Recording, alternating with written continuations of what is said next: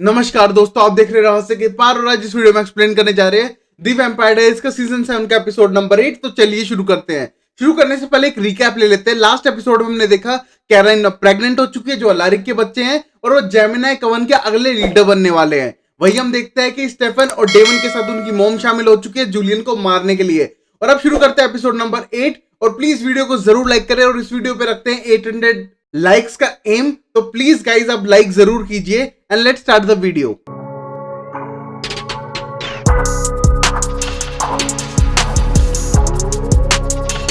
पहला सीन हम देखते हैं 3 साल फ्यूचर का, जहां पर हम देखते हैं डेमन को बांध के रखा हुआ है और डेमन से एक आवाज बोलती है जो अंधेरे से आ रही थी कि मैं तुम्हारे लिए यहां पर वेट नहीं कर रही थी, मैं किसी और का कर रही थी, बट कोई बात नहीं, तुम आ गए तो। और ये कहने के बाद डेमन बोलता है सामने तो आओ, तुम हो कौन।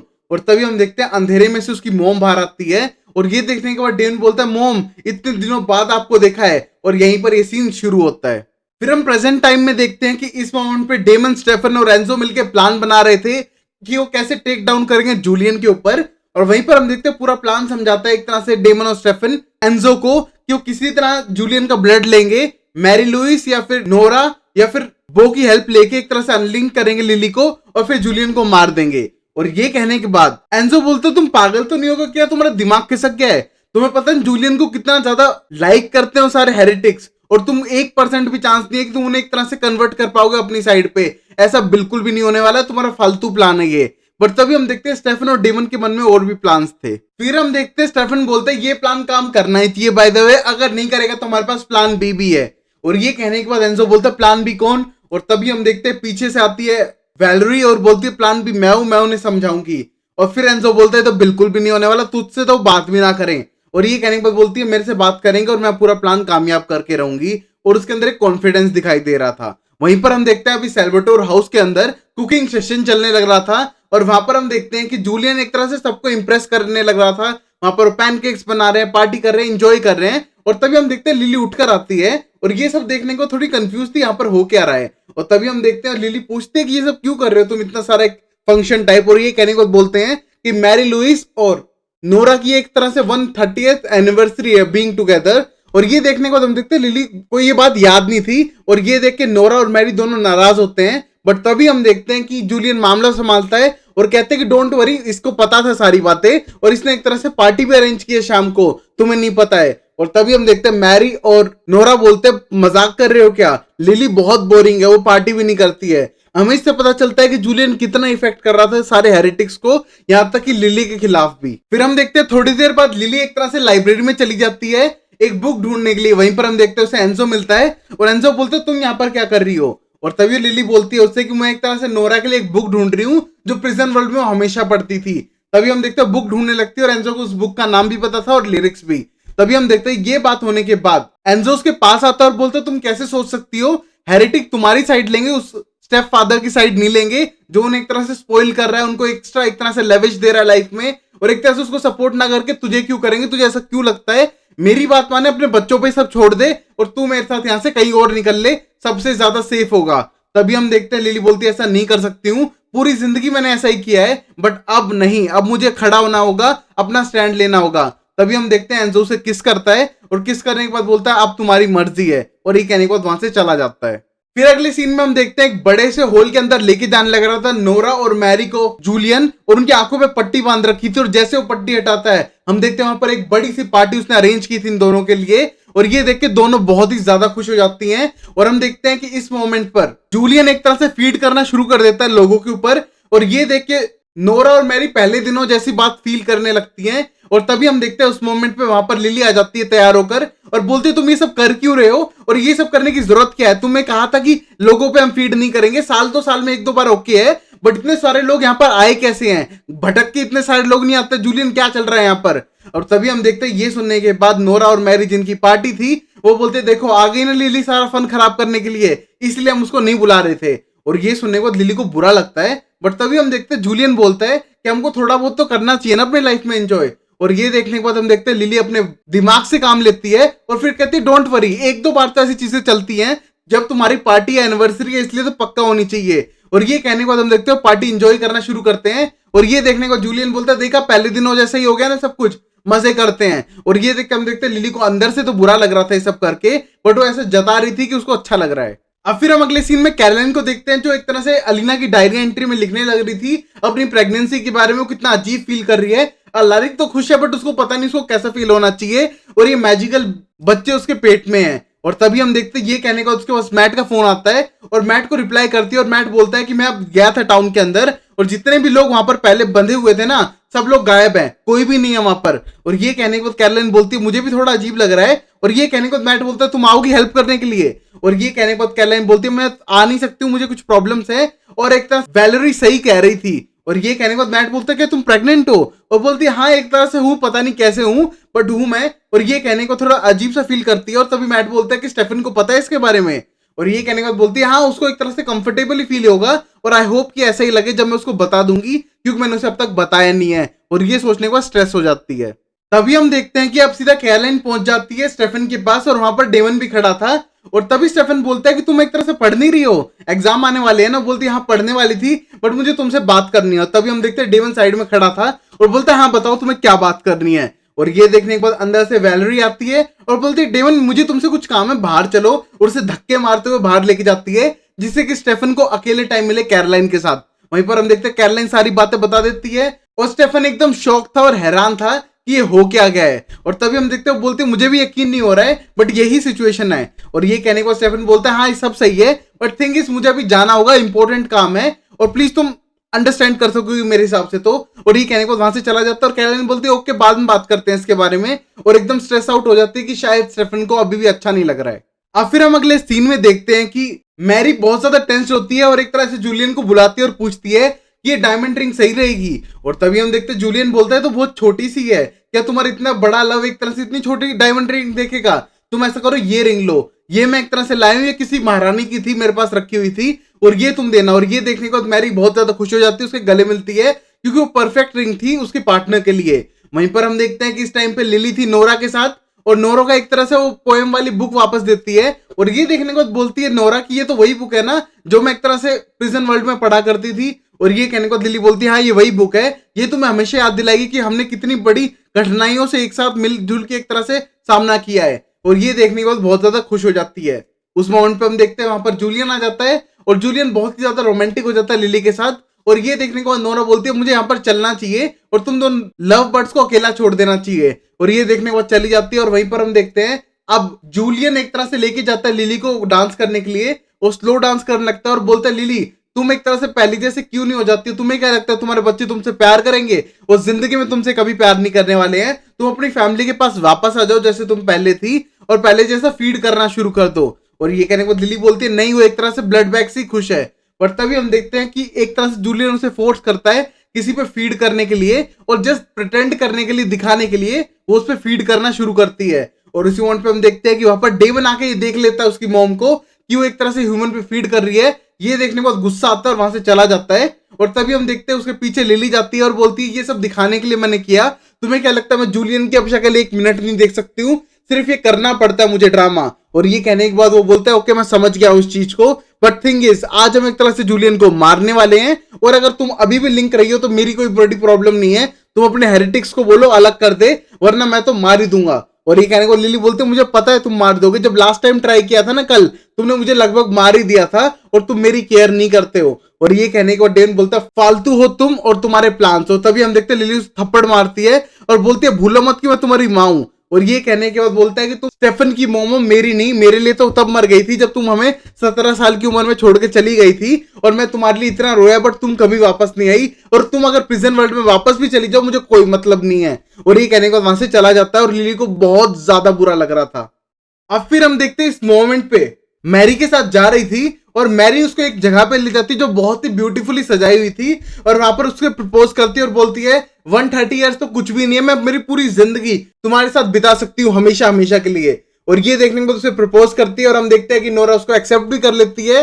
और ये देख के दोनों बहुत ही ज्यादा खुश दिखाई दे रहे थे। और वहीं पर हम देखते हैं वैलेरी आ जाती है, और वैलेरी वहां पहुंचने के बाद उन दोनों से कहती है मुझे तुमसे कुछ बात करनी थी। और तभी हम देखते हैं ये देख के मैरी बोलती है तुम यहाँ पर क्यों आ गई हो, हमारे सबसे इंपॉर्टेंट मोमेंट हो दिन को खराब करने के लिए। और ये कहने के बाद वैलेरी बोलती है तुम मेरे साथ चलोगी, मैं तुम्हें कुछ सच बताना चाहती हूँ। और ये देखने के बाद हम देखते हो कहीं चले जाते हैं एक साथ। अब फिर हम देखते हैं कि वहां पर सब इकट्ठे हो चुके थे। वहां पर बो आ चुका था, मैरी, नोरा और एक तरह से लिली आ चुकी थी। और तभी हम देखते हैं मैरी बोलती है कि जूलियन यहाँ पर नहीं आएगा। और ये कहने के बाद लिली बोलती है नहीं वो नहीं आएगा और तुम्हें कुछ बताना था। तभी हम देखते हैं कि अपनी पूरी स्टोरी वैलेरी एक्सप्लेन करने लगती है और बताती है उसके साथ क्या क्या चीजें हुई हैं। और ये सब सुनने के बाद बोलती है ऐसा क्यों करेगा जूलियन, तुम्हें क्यों मारेगा, तुम्हारे बच्चे को क्यों गिराने की कोशिश करेगा। और ये कहने के बाद बोलती है लिली मेरी वजह से, अगर मान लो स्टेफन के बच्चा होता तो शायद मैं कभी ना जाती। और एक तरह से उसका यूरोप का ट्रिप मिस हो जाता है जो वो चाहता नहीं था। और वो हमेशा एक तरह से एरोगेंस ही चाहता है और तुम्हें इसकी बातों पर यकीन करना पड़ेगा क्योंकि मैंने तो 100% किया है।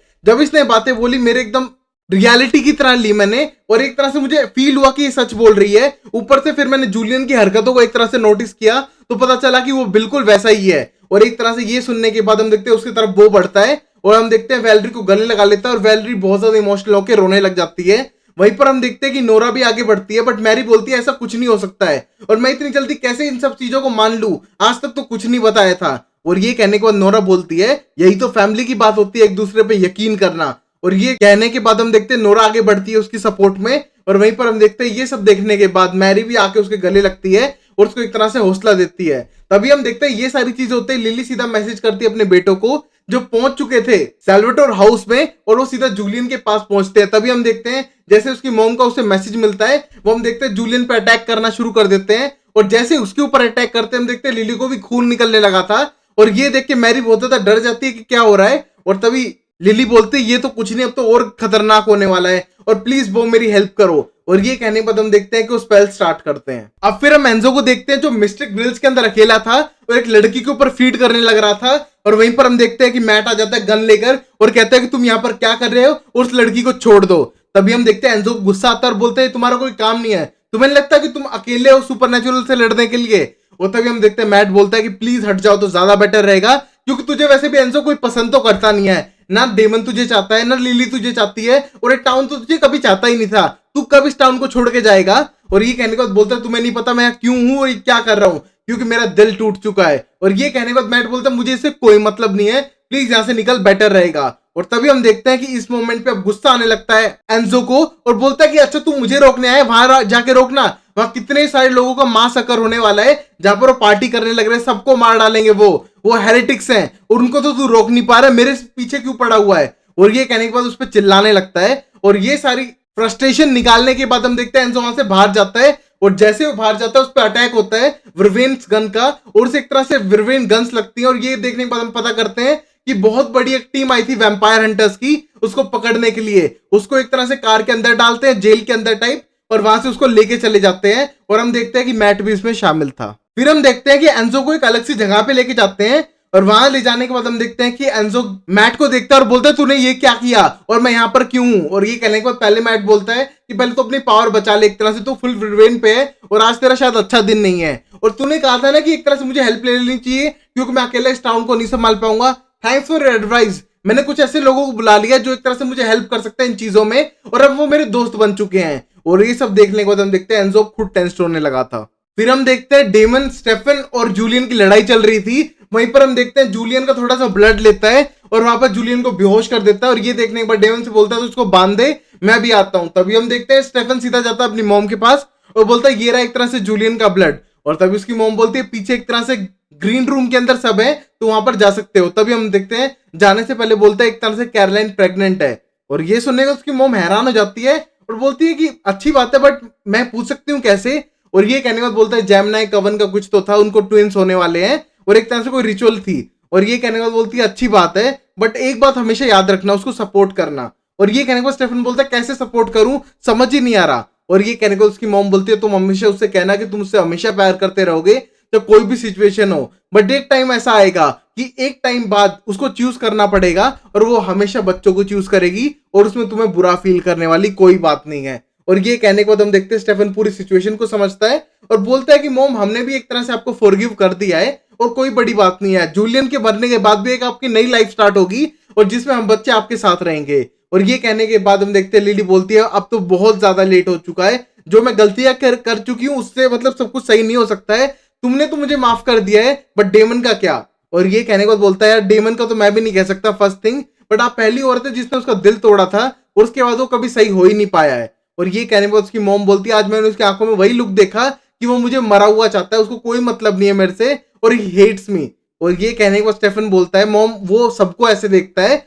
और उसने नहीं चाहा होगा 150 ईयर से, मैंने भी उसकी वही आंखें देखी है, जो मुझे चाहता है मर जाऊं, बट उसकी नॉर्मल बात है, तो आप इग्नोर करो, सिर्फ उसे टाइम दो, टाइम दोगी तो सब कुछ सही हो जाएगा और आपके दोनों बेटे आपके पास आ जाएंगे। और ये कहने के बाद अपनी मॉम को एक तरह से मोटिवेट कर रहा था। फिर हम देखते हैं डेमन ने एक तरह से उसको बांध के रखा हुआ था और पिन बॉल गेम खेल रहा है। वहीं पर हम देखते हैं कि पीछे से आवाज आने लगती है और बार बार एक तरह से जूलियन उसको प्रोवोक कर रहा था और कह रहा था तुम उस माँ को बचाने के लिए यहाँ पर बैठा है जिसने तेरी गर्लफ्रेंड को 60-70 सालों के लिए स्लीप में डाल दिया और तू उसे देख भी नहीं पाएगा। और ये कहने को उसको प्रोवोक करने लगता है, बट तभी हम देखते हैं वहां पर वैलेरी आ जाती है और बोलती है डेमन इसकी बातों पे बिल्कुल मत जाना, ये किसी का भी नहीं हो सकता है, ये सेल्फिश है, मीन है, इसको किसी से कोई मतलब नहीं है। और तभी हम देखते हैं जूलियन हंसने लगता है और बोलता है काश कि तुम्हारे बच्चे जिंदा होते और इतनी बड़ी अमेजिंग स्टोरी और इतनी ब्रेव वुमन को देख के कितने खुश होते।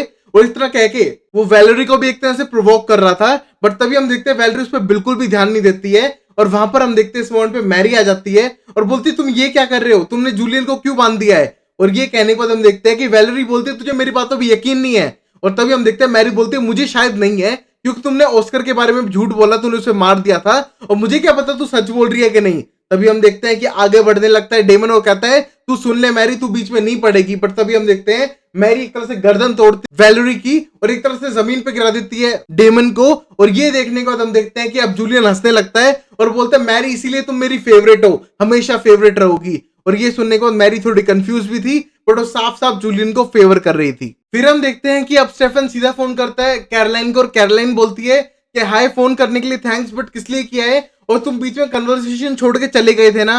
और ये कहने को बोलता है यार मैं थोड़ा डर गया था उस मोमेंट पे और ये सब चीजें सोच रहा था कितने सब चीजें एक साथ कैसे हो रही हैं। और ये कहने के बाद हम देखते हैं कैरोलाइन बोलती है फिर तो तुम नई गर्लफ्रेंड ढूंढ रहे हो क्या। और ये कहने को बोलता है नहीं तुम ही बेस्ट हो मेरे लिए, बट थिंग इज इन बच्चों के साथ भी नो प्रॉब्लम फॉर मी। और ये कहने के बाद कैरोलाइन बोलती है प्रॉब्लम तो हो सकती है ना, क्या जवाब दोगे लोगों को, तुम्हारी गर्लफ्रेंड किसी और मैजिकल बच्चों से प्रेग्नेंट है। और ये सब कहने के बाद स्टेफन बोलता है कोई बात नहीं है, इसमें तुम्हारा कोई कसूर नहीं है, जो हो रहा है होने दो, मैं तुम्हें हमेशा सपोर्ट करूंगा, हमेशा लव करूंगा and I will always with you. और ये कहने के बाद उसे एक तरह से मोटिवेट करता है और कहता है कि मैं थोड़ी देर बाद तुझसे मिलने भी आ सकता हूँ। और ये कहने के बाद हम देखते हैं कैरोलिन बहुत ही ज्यादा अच्छा फील कर रही थी।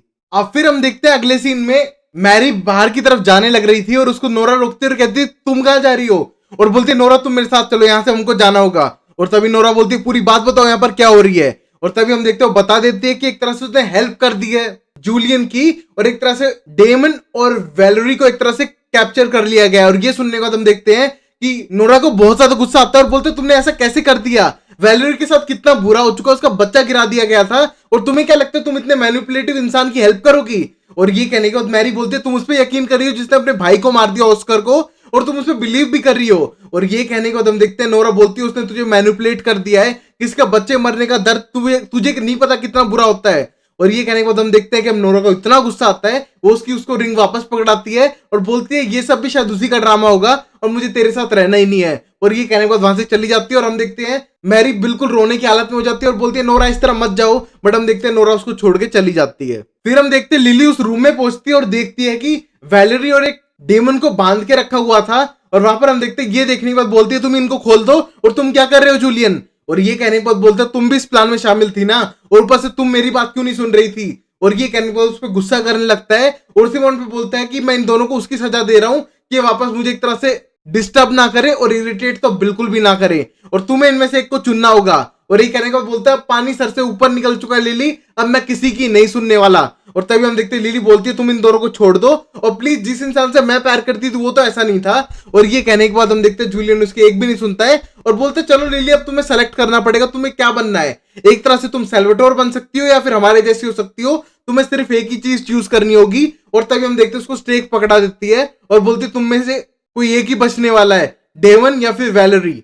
अब फिर हम देखते हैं इस मोमेंट पे लिली उसके पास जाती है और बोलती है जूलियन तुम ऐसा मत करो, तुम एक अच्छे इंसान हो और तुम इविल शायद उस स्टोन के अंदर रहने की वजह से हो गए हो, तुम ऐसे नहीं हो सकते हो। और तभी हम देखते हैं वैलेरी होश में आती है और कहती है ये पहले से ही इविल था, तुमने कभी ध्यान नहीं दिया।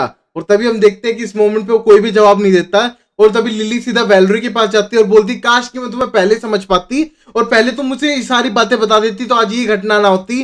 और वहीं अपने बेटे के पास जाती है और बोलती काश कि मैं एक अच्छी मदर हो पाती। और ये कहने के बाद हम देखते हैं डेन बोलता मुझे मार दो ना बेटर है, मुझे मारना ज्यादा बेटर रहेगा ना आपके लिए, क्योंकि हर बार आपने हमें छोड़कर दूसरे को चुना है, अपने खुद के बेटों को छोड़कर। और ये कहने को हम देखते हैं बहुत ज्यादा इमोशनल हो जाती है लिली। अब फिर हम लिली को देखते हैं जो एकदम स्ट्रांग हो जाती है और सीधा जूलियन के सामने जाके खड़ी होती है और बोलती है कि एक चीज मैं तुम्हें जिंदगी में नहीं बोल पाई बट अब बोलती हूं कि तुम हर बार सही नहीं होते हो और इस टाइम तो तुम बिल्कुल गलत हो और मैं तुम्हारी बात नहीं मानने वाली हूं। मैं दोनों में से किसी को चूज कर ही नहीं सकती हूं, कोई चांस ही नहीं है। और फिर वो अपने आप को स्टेक मार लेती है और तभी हम देखते हैं ये देखे जूलियन उसे रोकने की कोशिश करता है बट रोक नहीं पाता और जमीन पे गिर जाती है। और लिली को लगता है कि उसने जूलियन को भी साथ में मार दिया, बट तभी जूलियन बोलता है मैंने तुम्हें पहले अनलिंक कर दिया था और तुमने अपने आप को क्यों मारा। और ये सोचने के बाद लिली को बहुत बुरा लग रहा था और अब वो मरने वाली थी। और ये देखने के बाद हम देखते हैं कमरे के अंदर नोरा और स्टेफन पहुंचते हैं। जैसे ही वो आते हैं हम देखते हैं भाग जाता है जूलियन वहां से और हम देखते हैं कि अब लिली मरने वाली थी। फिर हम देखते हैं कि अब लिली को बेड पे लिटा देते हैं और लिटाने के बाद हम देखते हैं कि एक एक करके उससे मिलने लगते हैं। और सबसे पहले नोरा बोलती है मैं इनको कैसे सही कर सकती हूँ, इनके दिल में एक लकड़ी का टुकड़ा है जो इन्हें मार रहा है और मैं कुछ भी नहीं कर पा रही हूँ। और ये कहने के बाद हम देखते हैं बहुत ज्यादा डिप्रेस हो जाती है और तभी हम देखते हैं लिली बोलती है कुछ नहीं होता, अब मेरा जाने का टाइम आ चुका है। बट हम देखते हैं नोरा इस बात के लिए यकीन ही नहीं करती है कि ऐसा होने वाला है और रोने लग जाती है और बोलती है मैं कैसे गुड बाय कहूं, आपके बगैर हमारी फैमिली कंप्लीट है ही नहीं। और ये कहने के बाद गुड बाय कह के वहां से रोते हुए वहां से भाग जाती है। और तभी हम देखते हैं कि वहां स्टेफन आके बैठता है। स्टेफन बोलता है मॉम हमेशा मुझे आप याद रहोगी, आप हमेशा मेरी मॉम रहोगी। और तभी हम देखते हैं दूर खड़ा डेवन को कोई फर्क भी नहीं पड़ता और हम देखते हैं कि स्टेफन को बहुत बुरा लग रहा था। और उसके बाद हम देखते हैं कि बॉबी आ जाता है, बॉबी बहुत ज्यादा इमोशनल हो जाता है। और तभी हम देखते हैं इस मोमेंट पर जूलियन पागल हो चुका था, सब चीजें तोड़ने लग रहा था, गुस्से में था, इरिटेट हो चुका था और बोलता है कि एक तरह से मैंने ये क्या कर दिया। और तभी हम देखते हैं बहुत ज्यादा गुस्सा था। इसी मोमेंट पे हम देखते हैं उसके पास मैरी आती है और मैरी आने के बाद पूछती है यहाँ पर हो क्या रहा है। एक तरह से नोरा ने मुझे वो रिंग वापस कर दी। और ये कहने के बाद हम देखते हैं घर की हालत देख के समझते हैं कुछ गड़बड़ है और बोलती है क्या हुआ। और ये कहने के बाद जूलियन बोलता है कि लिली को नहीं पता था कि मैं उससे अनलिंक हो चुका हूं और तुमने भी उसे नहीं बताया कि हम अनलिंक हो चुके हैं। और एक तरह से उसने अपने आप को स्टेक मार दिया कि मैं उसके बच्चों को ना मारूं और एक तरह से उसने खुद की सेक्रीफाइस दी मुझे मारने के लिए। बट उसको नहीं पता था कि एक तरह से मैं अनलिंक हो चुका हूं और तुमने किया है और मैंने इसलिए ऐसा किया अगर उसके बच्चे मुझे मार भी दे तो वो ना मरे। और ये कहने के बाद वहां पर बैठ जाता है और रोने लग जाता है और हम देखते हैं कि मैरी को अपनी गलती महसूस होने लगी थी। तभी हम देखते हैं कि अब लिली एक तरह से मर रही थी। उसी मोमेंट पे हम देखते हैं कि स्टेफन बोलता है डेमन से तुम कुछ कहना चाहते हो लास्ट मोमेंट पे मॉम को। और तभी हम देखते हो आगे बढ़ता है, अपनी बोतल पकड़ाता है स्टेफन को और आने के पास देखता है अपनी मॉम को और उसकी मॉम कहती है डेमन प्लीज। और ये कहने के बाद बोलता है ऐसा करो जो किया सो किया, अपना बेड खुद बनाना और गुड बाय। और ये कहने के बाद बोलता है जाओ। और हम देखते हैं ये सुनने के बाद हम देखते हैं उसकी मौत हो चुकी थी और हम देखते हैं डेमन को कोई फीलिंग नहीं है अपनी मॉम्स के लिए। और ये देख के स्टेफन को गुस्सा आता है और उसकी बोतल सीधा आग में फेंक के मारता है और उसे बहुत ज्यादा गुस्सा आ रहा था। फिर हम देखते हैं फ्यूचर का 3 साल बाद का सीन। वहां पर हम देखते हैं कि डेमन बंधा हुआ था और उसको अपनी मॉम दिखाई दे रही थी और अपनी मॉम को देखने के बाद बोलता है मुझे आपसे कुछ कहना था, आई एम सॉरी। और ये कहने के बाद हम देखते हैं उसकी मॉम हंसने लगती है और बोलती है मॉम तुम्हें क्या लगता है मैं तुम्हारी मॉम हूं, तुम्हारी माँ तो सालों पहले मर चुकी है। और ये कहने के बाद बोलता है फिर ये सब हेलुसिनेशन है। और तभी हम देखते हैं एक लड़की उसके मुंह पे लात मारती है और बोलती है तुम्हें एक तरह से वुल्फ वेनम दे चुकी हूं और अगर इलाज नहीं हुआ तो तू मर जाएगा। और यहीं पर हम देखते हैं एपिसोड नंबर 8 खत्म होता है। तो गाइस हम इस एपिसोड में देखते हैं कि लिली खुद को मार देती है अपने बच्चों को बचाने के लिए और एक तरह से जूलियन को भी मारने के लिए, बट ऐसा हो नहीं पाता है। और अब जूलियन क्या करेगा सेल्वाटोर ब्रदर्स के साथ। और वहीं पर हम देखेंगे कैरोलिन कैसे इतने सब चीजों को संभालेगी। और एंजो को फिर से किडनैप कर लिया। भाई एंजो की किस्मत क्या है, हर टाइम जेल में रहना क्या उसे पूरी जिंदगी। और ये सब देखेंगे अगले एपिसोड में। लाइक शेयर सब्सक्राइब करो और मिलते हैं अगले एपिसोड में। Bye bye, tata, sayonara.